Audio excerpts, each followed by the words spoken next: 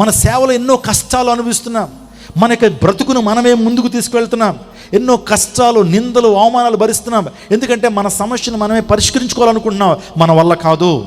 ఈ జీవిత యాత్ర మనం ముందుకు కొనసాగించలేం. కానీ అన్నీ తెలిసినటువంటి దేవుడు, నీకు రూపునిచ్చినటువంటి దేవాదేవుడు, నీ కొరకు ప్రాణం పెట్టినటువంటి రక్షకుడు యేసుక్రీస్తు ప్రభు చేతిలో నీ జీవితాన్ని పెట్టు. ప్రియ యవ్వన జనాంగమా, ఇప్పటి వరకు సక్సెస్ కోసం ఎక్కడెక్కడికో తిరిగావు.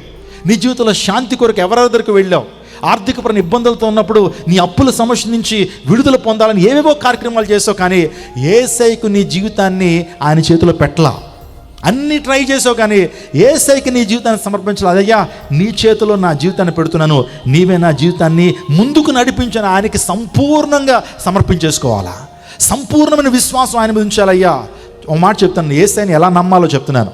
ఒక చంటి బిడ్డ తన తల్లిని ఏ విధంగా నమ్ముతుందో మనందరూ కూడా ప్రభువైన యేసుక్రీస్తు ప్రభువును అట్టి రీతిలో నమ్మేయాలి. విశ్వాసాన్ని, నిరీక్షణ కలిగి ఉంటుందో మన ప్రభువును రక్షకుడు యేసుక్రీస్తు ప్రభు మీద అట్టి విశ్వాసాన్ని మనం కలిగి ఉండాలి.